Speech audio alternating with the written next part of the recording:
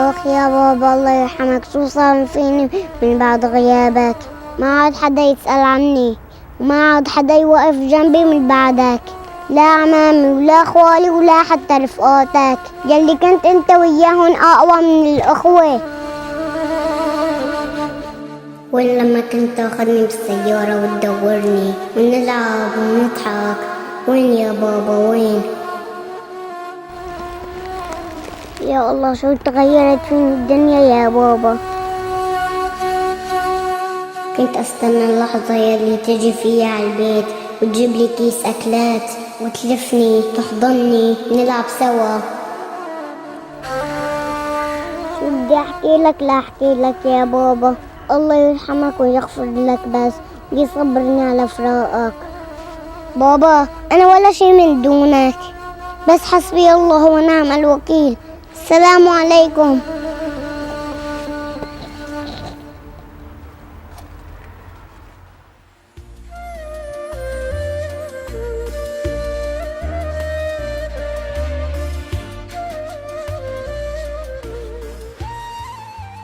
آخ يا بابا، وين ما بروح عم بشوف صورتك خيالي. لك هذا الولد ما له محل يبرك فيه غير هون قدام بلور المحل. العمى ولو على هالولاد شدوا اللزقه. انت شو بتعمل هون؟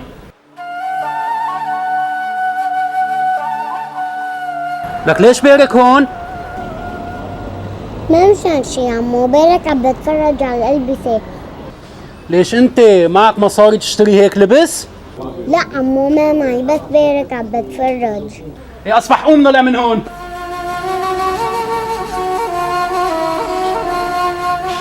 يلا العمى ايش هالقرف؟ الله يسامحك يا عمو، انت هيك كمان صرت. حسبي الله ونعم الوكيل. بس الله كبير شايف كل شي عم بيصير معي.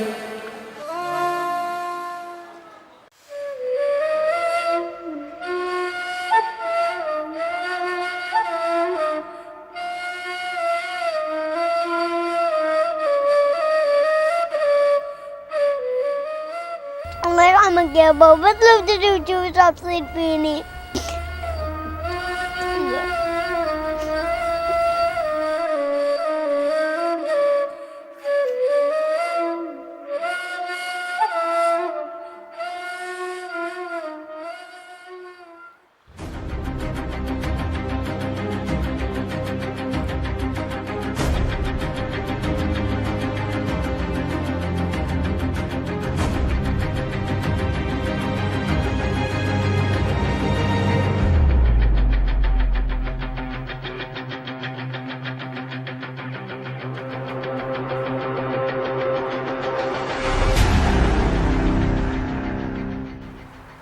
الله هذا مو هو نفسه الولد؟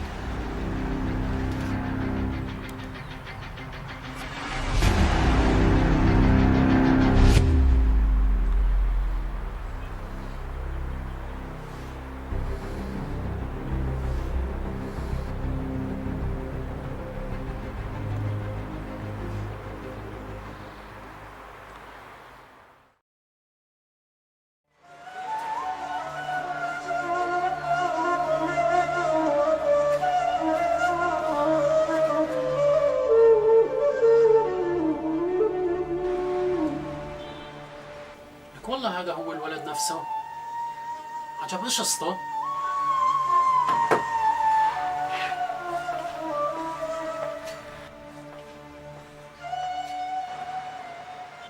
يعني انت كل يوم بدك تجيني لهون تبرك قدام المحل؟ شوفي يا عمو، عم بأذيك بشي؟ قوم تعال عندي لاشوف. قوم.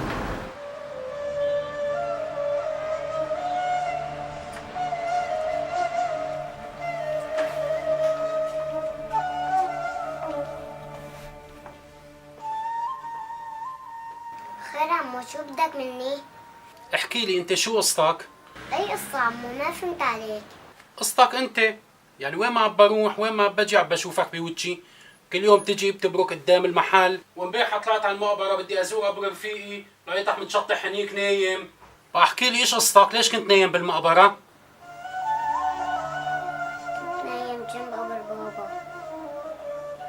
أبوك؟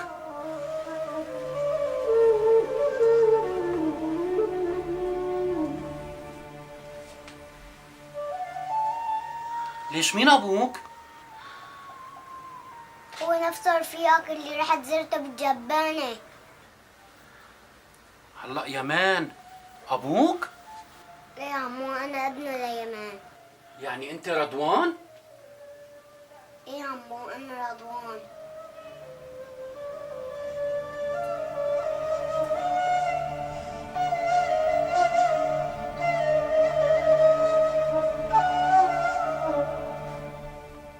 يعني أنت بتعرف إنه أبوك الله يرحمه كان رفيقي؟ إيه يا عمو بعرف، وبتذكر لما كنتوا تبركوا هون وتمزحوا وتضحكوا. إيه والله يا عمو صح، شد حرق لي قلبي، الله يرحمه. كيف يا عمو تضحكوا؟ الله يسلمك يا عمو. يلا عمو، قايم اطبق لك لبس حلو تاخده وتروح تغير هاللبس اللي لابسه مو؟ وقف عمو استنى شوي. عمو أنا ما بدي منك لا لبس ولا شيء. وليش يعني هيك عمو؟ لأنه بعد ما عرفت مين أنا وعرفت إنه أنا ابن رفيقك كمان صار بدك تساعدني وتعطيني لبس؟ ليش يا عمو ليش؟ حتى مساعدة الأيتام والفقراء صارت بالواسطات والمحسوبيات؟